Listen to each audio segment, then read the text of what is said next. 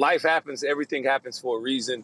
You know, Mike Shula was supposed to be there instead of Mike Price, because then Mike Shula was supposed to get fired to get us Nick Saban. I'm just happy I didn't play for Nick, because I really enjoyed my campus lifestyle, and I don't think I would have had the same type of lifestyle if I had Nick Saban.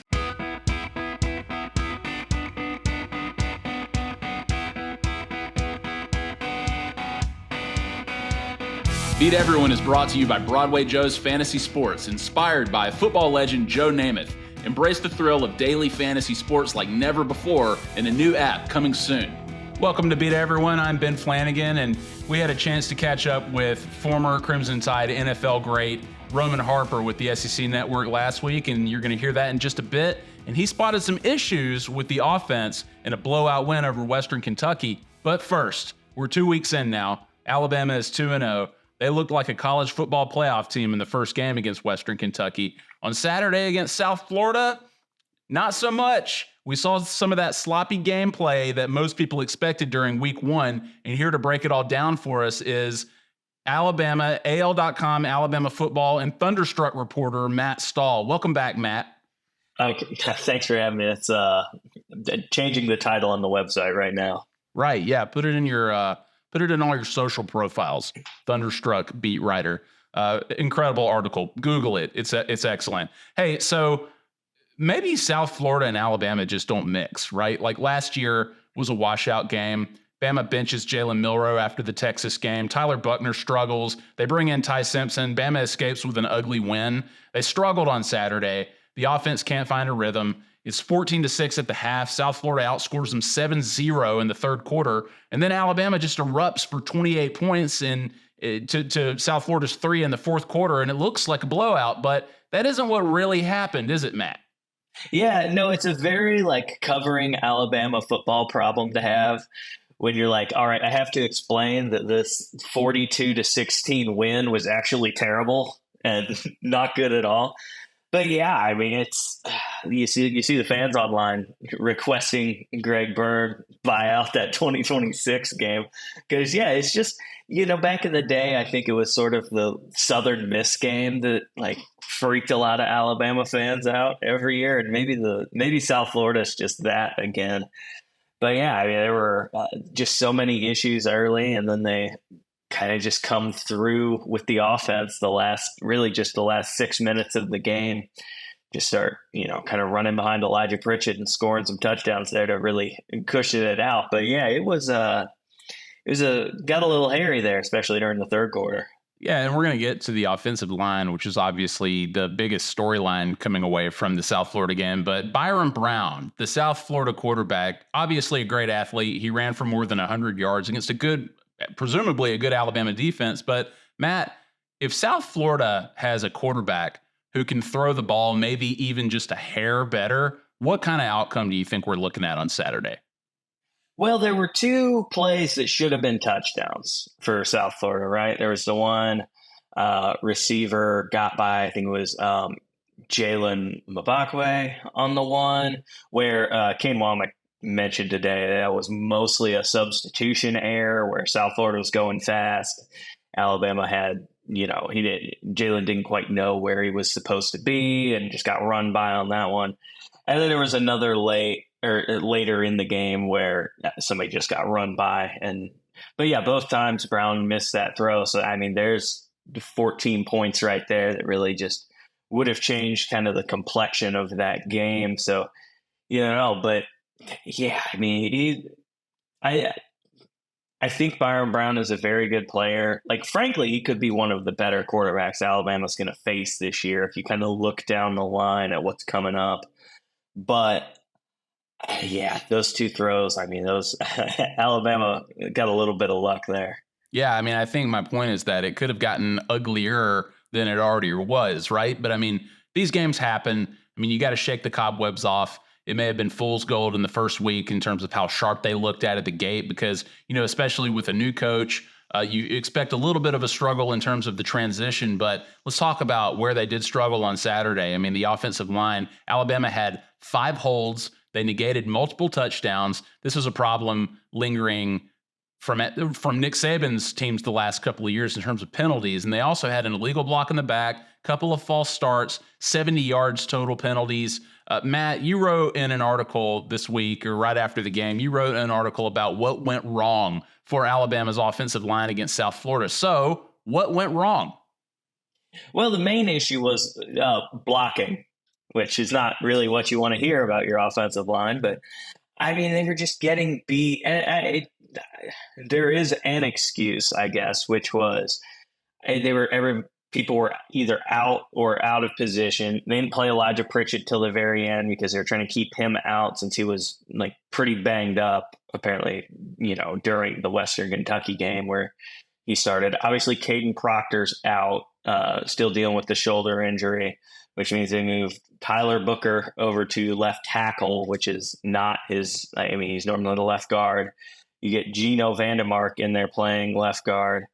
And then, Wilkin Formby's playing right tackle and struggling most of the way. So it just, nobody looked sharp.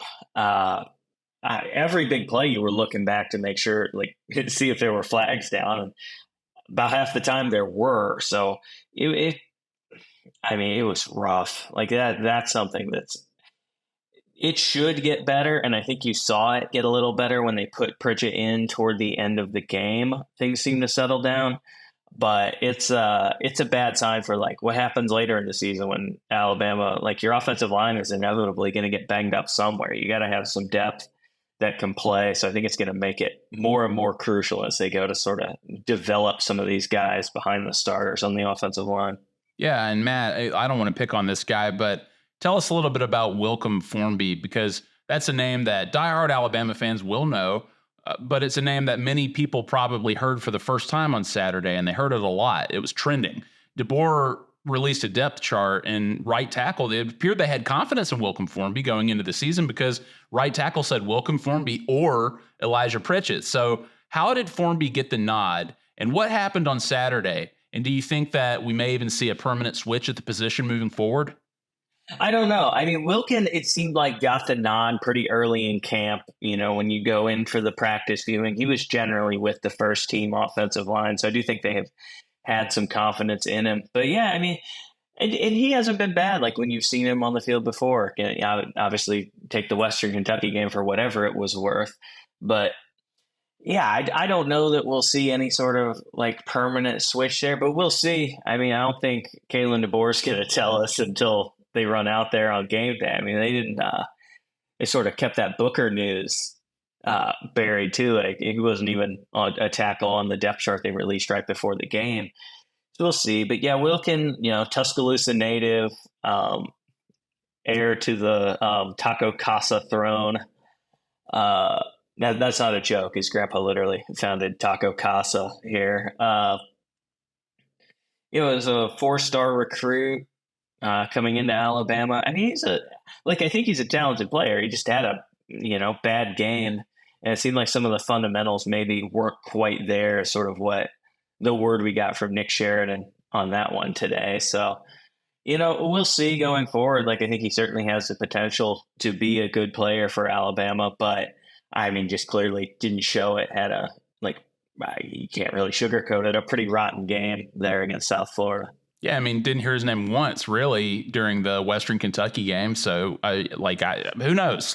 Maybe too many beefy nachos before the game. We'll see. Look, Matt, you posted about this on Sunday. The South Florida coach, Alex Golesh, in his post-game press conference, had a bit of a snippy moment with a journalist about a kick late in the game, a field goal, instead of going for it when South Florida still had a chance to win the game. And South Florida, they obviously competed out of their weight class on Saturday. They gave Alabama a lot of trouble. They opened Alabama's eyes to a lot of things they need to fix in all three phases of the game, and DeBoer's addressed that since then. But what happened there with Golesh in that room? Was that a guy upset that his team didn't finish the job when they could have? Or do you think that it was a little more that he was upset that the final score didn't really tell the whole story? No, I think he was mostly upset that they'd just gone and lost a game that they had a real chance to win. I mean, I think Alex Golesh is a good coach there. Just taking a 30,000-foot view on South Florida, it's a really hard job that he's built that program up significantly over where it was before he got there. Last season, obviously his first year, he'd been the offensive coordinator at Tennessee, where he'd also given Alabama some trouble. If you remember the 2022 game, which I'm sure many would hope to forget, but yeah, he got asked. I think the phrasing of the question was something like, "Do you think?" I think it was meant to ask, like, did players sort of lose confidence after you just opt to kick that field goal? That, I mean, frankly, made a 1-touchdown game still a 1-touchdown game. Like, there wasn't a whole lot of like news. Like, I don't know. Those field goals kind of irk me when they take the just clearly useless field goal in a game you should be trying to take the risks in and go win. But yeah, he was I think sort of took umbrage with it. He's like, well, I'm the head coach, and I'm telling you that was the right thing to do there to avoid going down 2 scores. Like, well, your defense had kind of been stopping Alabama, so like, were you that unconfident in them in this last little bit here? But yeah, that's basically what happened. I don't think it didn't seem like they were going to have like lasting beef over it, but yeah, he was and couple that with coach already being torqued off from losing, like I said, a game he had a real chance to win. It just wasn't probably a great situation there. Yeah, had a chance to be the La Monroe to DeBoer's first season as the Alabama head coach. A real chance. I mean, the game was close in the second half, so you gotta risk it to beat Alabama. But Matt, what are the positives here? I mean, Alabama lost to Texas before struggling in Tampa last year, and then they go undefeated for the remainder of the regular season. They beat Georgia. They make the college football playoff. So wake-up calls like this are not a bad thing, but where does Kalen DeBoer go from here? Positive defense. Defense looked really good most of the way. I mean, again, Byron Brown, I think, is a good quarterback. And Alex Golesh does some kind of inventive things offensively there that are tricky to stop. But just time and time again, there were a few lapses here and there, especially with some of like the young players. But I mean, Tim Keenan gets, what did he get, 2 sacks? But gets named SEC Defensive Lineman of the Week. Q Robinson played really well in a game that happened right after he lost his father. Coach just kind of spoke about that today, how proud they were of him. So he performed really well. You just saw it from the defense. Like that, I think is going to be a pretty good unit going forward.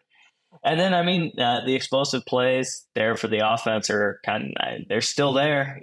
Ryan Williams, good football player. Just dropped that hot take out there. You also saw it from, I think Jam Miller is going to continue to get better and better and better. He's really good. Him and Justice Hayes kind of be that 1A Haynes, 1A, 1B kind of thing. So if the blocking sort of gets fit, you even saw Jalen Milroe kept showing that ability to make plays, keep his eyes downfield, the whole thing. There were a couple of plays where he needed to get the ball out a little quicker. But if Alabama can find a way to sustain drives and the offensive line kind of rebounds after this one, they should be in pretty good shape overall. Yeah, it seemed like the offense was predicated upon explosive plays during at least the start of the South Florida game. They obviously executed a lot of them against Western Kentucky. And so you saw these moments where Jalen Milroe is just like, Ryan Williams got to be down there somewhere. And he just fires it up into the air, hoping to make a big play. At least one of those resulted in a pass interference call. And so they did gain yardage out of it and got a first down, but they didn't really get that explosive play until later in the game. But Matt, I wonder about injuries, because we saw Cole Adams go down. Obviously, Caden Proctor has been a storyline for the first couple of weeks of the season. What is the update on those guys? Any other significant injuries going into Wisconsin? Yeah, Caden Proctor sounded like he's getting better and better. I've seen him around the facility not wearing a sling or anything. DeBoer said today he's just sort of working on regaining a lot of that motion in the shoulder.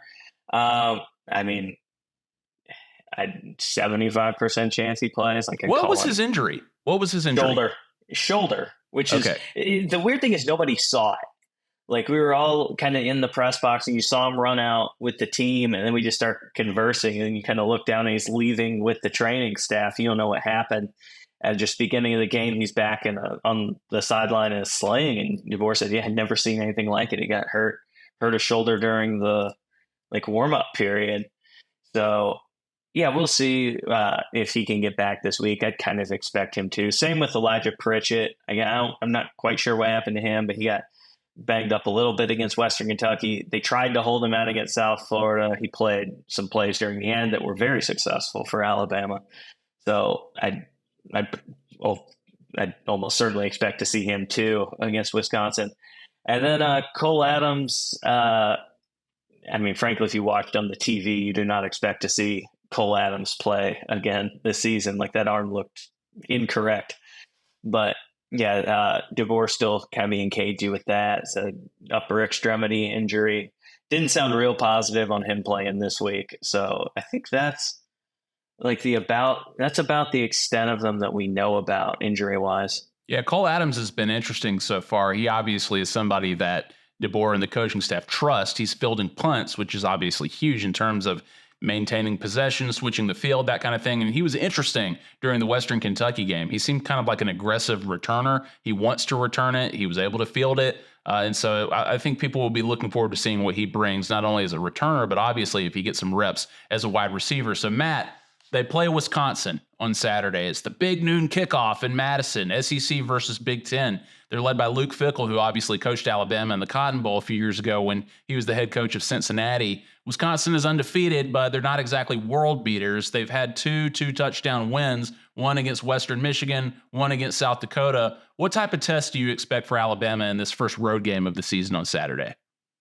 Yeah, I think everybody has some questions of Wisconsin at this point, as they've just not won those games kind of as soundly as they should. They're also going to be without one of their starting linebackers for the first half, had the same kind of targeting deal that Alabama did with Justin Jefferson. But yeah, it's year two for Luke Fickell there. That's right, I think. Yeah, he's got to be year two. It's a weird thing for me there is, Phil Longo as a Wisconsin offensive coordinator, I've not tuned into that much, but it seems like a weird fit, right? Because this is like the school that runs you over. Ron Dane, was it Jonathan Taylor? Was Melvin there? Gordon? Yeah, lots of great running backs, lots of quarterbacks who probably are running enterprise rent-a-car locations right now, or selling insurance, maybe got a Hyundai dealership. Kind of just guys there to hand off. And, now they're trying to run the air raid air raid concepts, I suppose. Nobody's really running the uncut air raid anymore, but with Tyler Van Dyke. So I don't know. I guess we'll see how that's going on Saturday. It seems like an odd fit to me, but it might just be me. And, maybe the air raid's the kind of thing that can catch you sleeping for an 11 a.m. kickoff. This is something I don't much enjoy, is covering the 11 a.m. kickoff game, as I'm, notoriously a late riser. I think I don't have kids. I wake up at 11:30 with left to my own devices. So that's probably not going to work on Saturday. So I'm just going to be covering the first half, just pounding coffees up in the press box. Tell us more, Matt. Let's get to know you a little more in terms of your daily habits here, when you wake up, when you go to bed, or we can talk about that on Beat Everyone After Dark, maybe. Matt, listen, I happen to like the 11 a.m. kickoff. Even when I was covering games, I just think, okay, we start our day, we get the game over with, we get the rest of the day. We can go, grocery shopping. We can watch more college football. But when you're traveling, especially to a place like Madison, Wisconsin, from Tuscaloosa, Alabama, it might be a little bit different. Speaking of that, you're going to Madison. Where are you going to go eat there? Have you got any recommendations on where to visit?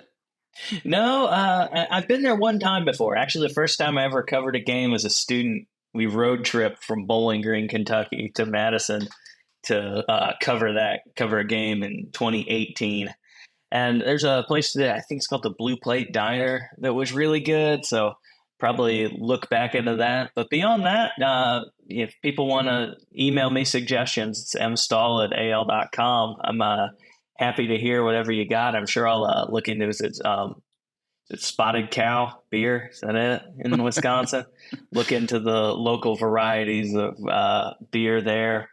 Probably eat some fried cheese. Looking forward to that. Might eat some unfried cheese too. Just yeah, really looking forward to it. Madison's a cool little college town there. So Yeah, let us know. Should be fun. Let us know if Jump Around is all it's cracked up to be. I'm sure it is. One of the great college football traditions that we know about. And yeah, they probably put cheese in the beer. So just let us know what you find up there. You can follow him on Twitter at Matt Stahl 97. You can read his work on AL.com. Matt Stahl, thank you for coming back. Let's do it again soon.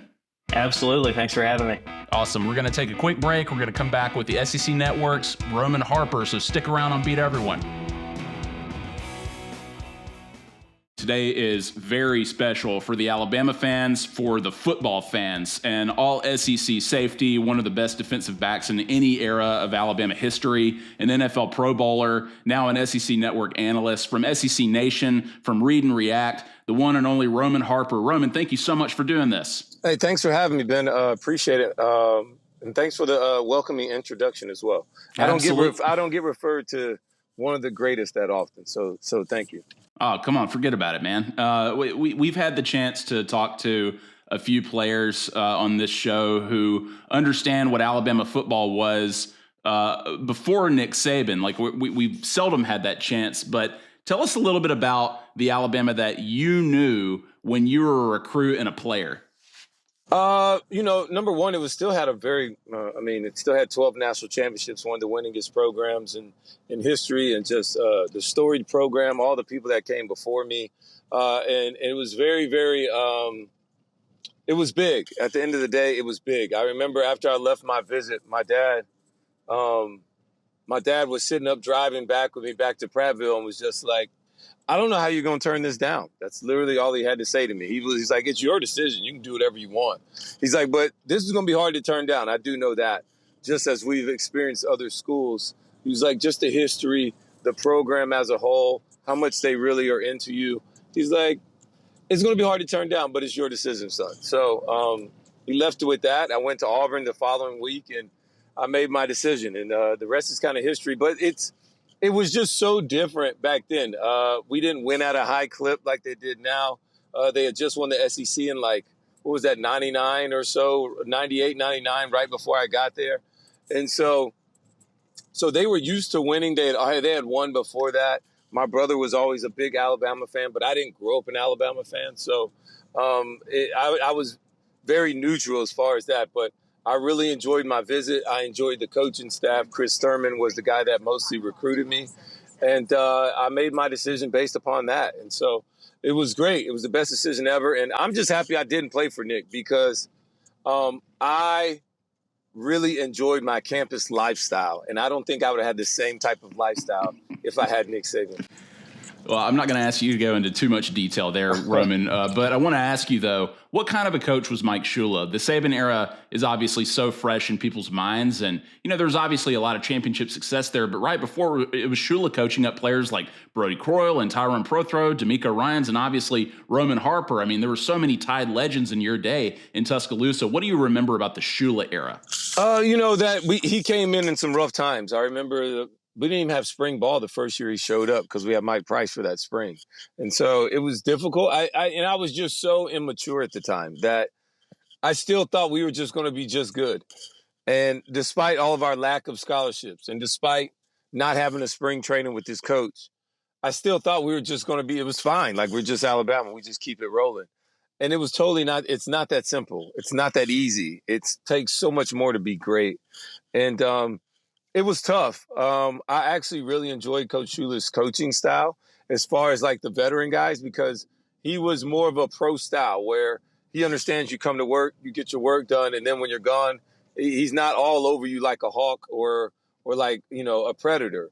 It's more just like you're mature. He just treats you like grown men.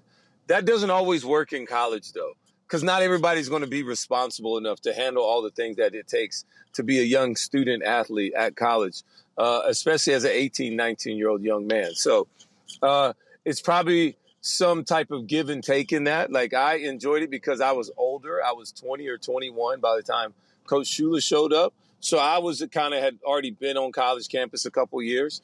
And then all of a sudden he showed up. But some of the younger guys probably could have benefited with a little bit more of a stricter guy. But that's water under the bridge now. At the end of the day, the biggest reason why we didn't win, in my opinion, is because we weren't healthy enough. We didn't have enough scholarships, and Brody Crow continued to get hurt every year. And I still tell him that to this day. So it's all good on my end. He knows that. Roman, you mentioned Mike Price, right? Like when he got hired, there was obviously so much excitement. You mentioned spring camp. It was going so well, and things obviously changed. What's something that you remember about that transition? Number one, his practice habits were totally different than anything he had. Like, so we had wind sprints every day, but then if you make like a big play, one of the coaches will yell something, and then it was just like one less sprint. So it was very active at practice. And then on top of that, I remember how much it was like the first time the Pac-12 had come to the South, that the first time that somebody in the SEC was going to be opening it up, 3 wide receivers. We were supposed to be way different than everybody else that was going on. I've talked to Nick Saban. He was like, literally, when Alabama hired Mike Price, I had my son for 2 straight months looking at all this Washington State tape because it was like the first time anybody was running 11 personnel, which is just 3 wide receivers, 1 running back. Like everybody else was still in the 2-back mode. So it was going to be so different at the time. It was kind of revolutionary. Too bad it didn't really work out. And now you look back on it, I'm like, man, I don't even know what all was true, but life happens. Everything happens for a reason. Mike Shula was supposed to be there instead of Mike Price, because then Mike Shula was supposed to get fired to get us Nick Saban, who they didn't even want Nick Saban. They actually wanted Rich Rodriguez at the time to then get to Nick Saban. So everything kind of is what it is, but it was totally different at the time. The transition was tough just because, as an athlete, you think everybody wants you through this whole recruiting process. And at that time, I don't think a lot of coaches were signing up to go get coached up to coach the University of Alabama, which is crazy to think about.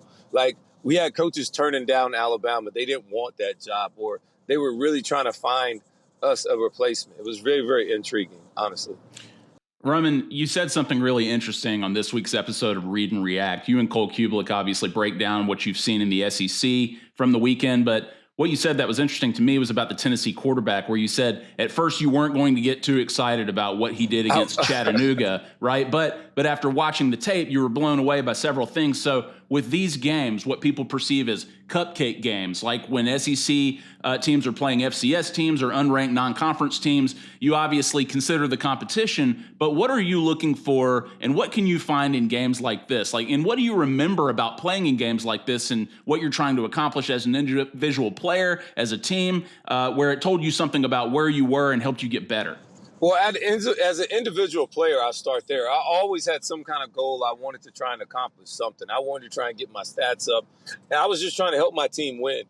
For me, that was usually going to entail me flying around, making big hits, and getting the defense set. And then whenever the ball was thrown my way, going and making a play on the ball. So that's my mind mentally where I'm at as a player. But as an analyst, when I watch these games, I'm looking at consistency. I'm looking at things that are going to pop out on tape. I'm looking at creating winning habits of football. I'm looking at what teams are doing that that's possibly a red flag. And I just go off of what my eyes tell me. Like, I'm not opinionated. I root for every single team. I know that sounds hard or crazy for people, but I root for everybody because I'm a former player. And so when you're a former player, you root for the players. And I want every single one of these players to be healthy and successful. And so I just go off of what my eyes tell me. And a lot of people don't understand it because a lot of people think the players are messing up or they're not good enough or we should just go recruit more 5-stars or whatever that means. In real true honesty, a lot of it has to do with the coaching. Like, the coaching could be better. And what I mean by that is, how many guys have their eyes in the right place? How many guys are doing the correct thing? When I look up and I see a defense, I'm like, dude, what are they running defensively right there? And if I can't recognize it, it's not a good defense. That's just what it is. And at that point, I just see somebody that's calling plays. And they're just trying to get something to show you how smart they are instead of what the players are actually able to absorb, learn, and actually go out there on the field and defend something versus everything that they see. That you can't run a motion and all of a sudden we're all confused. And now we got a wide open running back like Florida State did 3 or 4 times last night.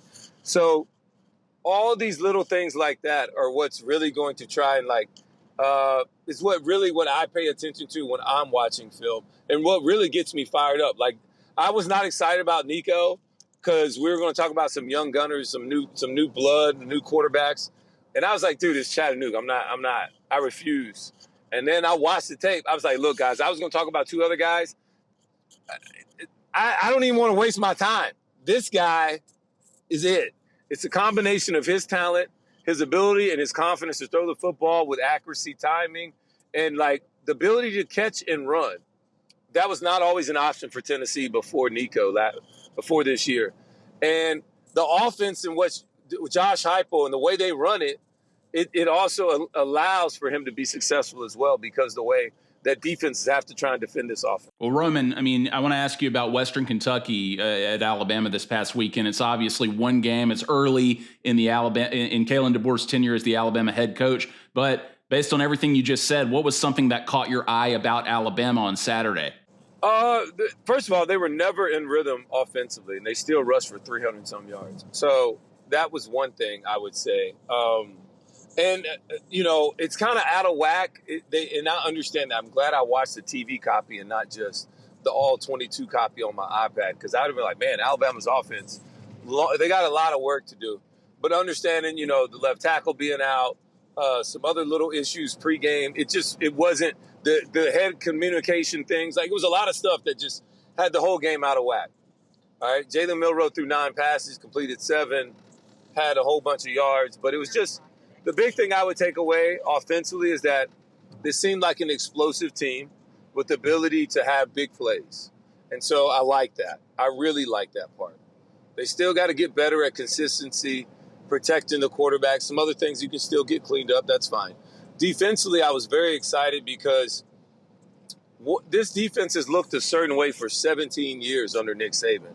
And so now they go into this more zone conceptual team, a lot more zone, instead of all of a sudden going right to a man-to-man coverage or concept. And so because of that, sometimes you kind of unlock guys who can be really good athletes if you just allow them to play in space. And just tell them where their eyes need to be at. Because sometimes guys aren't good at man-to-man coverage. Look, the greatest linebacker I ever played with, Luke Kuechly, hated playing man-to-man coverage. But he made tons of interceptions in zone coverage. And I'm like, Luke, you could totally play man. He's like, he just doesn't feel comfortable. But you put him in zone, he's got 20 interceptions, right? And I'm just like, dude, you're really playing man. But it's just the ability to just play in space and not be worried about covering a guy in space. It's just different. And it's a mindset. It's a conception sale. It's a feel thing. I saw Deontay Lawson almost get an interception in one game versus a stick route versus man-to-man coverage. He wasn't even close all year in the last 2 years by himself trying to get an interception. So, these things are, and I tried to talk about that on Read and React. I hope you saw that breakdown. Whereas, when you're a man, your eyes go to your man, you go to the man. When you're in zone, you're just taking a peek. Then you're getting your eyes back on your quarterback. You see it's a 3-step drop, so I'm not going anywhere. And now I just do what the quarterback's telling me to do. It's just reactionary now. And so I think somebody like him could actually be better in this defense because they're not asking him to play man-to-man coverage. He's going to be playing more zone, and this may fit him better. Roman, to close things out, I want to play a little lightning round, and I think this is going to be super easy for you, but maybe not the first question. I want you to look back at your Alabama career for a second. Who is your favorite Alabama teammate? Probably my roommate, Charlie Pepra. That's kind of easy. As I've gotten older, I would also want to bring up my guy Todd Bates, who's one of my faves. And then my I got to be honest. So Pep was my roommate. Love that guy to death. He's like a brother from another. And then my boy Juwan Simpson, who started out as Juwan Garth, who's now Simpson. He was my road dog. Talking about my campus lifestyle, he was my guy. Great player too. What was your best play at Alabama? Somebody's going to say, they'll probably say the Tennessee hit, but honestly, I remember Ole Miss. I had an outstanding game my senior year, and I was in the middle of the field. They threw a 7 route, bro, and I got all the way over there and broke it up. That was probably one of my better plays, just because I was able to show the range that I had, and that, this is all the things that I practiced and tried to work on all the time. and eventually I got there my senior year, and I just was very thankful for the ability to be able to go out there and showcase those things. Because a lot of guys from Alabama weren't getting drafted at the time. Very true. Absolutely. What was your favorite game that you played in? My favorite game, probably Tennessee. My sophomore year when we beat them in Knoxville was very fun. Or that was my redshirt freshman year. That was a great year. And then probably the bowl game, the Cotton Bowl, my senior year. The worst part about it is I think I kind of got a concussion, so I don't really remember the game. But No. I had a great time that we won the game. And I just remember Jamie Christensen's kick. It was probably the ugliest thing I've ever seen. I mean, like it was like bringing a 2 out of 10. You know what I mean? To homecoming, but you got a date. You know, it's like, Oh my God. we won the game, but man, it's still the ugliest kick. I have no idea how it went in. It was a knuckleball the whole way. It was terrible, Hey, but this is what money did. You know, It's through the uprights. That's all that matters. It is. Hey, I was in college when you played in college. I was at Alabama, so I'm right here with you. So we're going to go back a little bit. But what was your pregame hype music of choice? Oh, so I really wasn't a pregame hype music guy at that point in time. For me, it was more I had to have Twizzlers. So I was a big Twizzlers guy, and I had to have my armbands, like the green workout bands, because I wanted to get my arms swole before the game. That was like a huge deal for me. 100%. Makes sense. Hey, if you didn't go to Alabama, where would you have gone? I answer this question all the time. It's the Ohio State University. If I could go back, it's not like they offered me a scholarship either, but I also told everybody I was going to stay within the state because my mom had asked me to. So for me, it's the Ohio State University. I think they're the second best football program in the country as far as support, where it is, like the whole nine. Probably a little bit cold for me, but as a program as a whole, Ohio State, especially with all the NFL alums. Like, once you get to the NFL, I just look at it differently. Like, looking back, I'm like, what schools probably gets the most respect outside of Alabama? Ohio State. All right, last one, Roman. When does Alabama win another championship? Oh, that's tough. I mean, I'll be bullish and say this year, but it probably won't. Only thing I'll say this year, just to be bullish, whatever, it's fine. It's an Alabama show. Let's do it. Let's go all in. All right? Right on. Yep. You know what I mean? Give the people what they want. But There you go. The other thing I will say is I just want to see how the fans truly react the first time Kalen DeBoer loses his first game in the Crimson. And also, the one cool thing I thought, this is another big takeaway, is that he's the first coach I've seen, head coach, wearing black. I hadn't seen that before. That was a nice little touch. It's like, you know what? I am just a little different. Hats off to Kalen DeBoer on that one. I loved it. And yes, it was good. It was good. Love that. Hey, Roman Harper, one of the best to ever wear the crimson and white. I mean it. And you can catch him all over the SEC network. You're doing an outstanding job on the air. Very busy man, especially now with the season underway. He'll break it all down for you. Roman, thank you so much for making some time for us today. Hey, man, thank you guys so much for having me. I appreciate it, man. I'd love to do this again. We'll do it again. Thank you. Thanks for watching. This is Beat Everyone. I'm Ben Flanagan. You can find the show anywhere you get your podcasts, on YouTube, Spotify, Apple, wherever. Please rate, review, subscribe, tell your friends. Thanks for listening. We'll catch you next time. Beat Everyone is brought to you by Broadway Joe's Fantasy Sports, inspired by football legend Joe Namath. Embrace the thrill of daily fantasy sports like never before in a new app coming soon.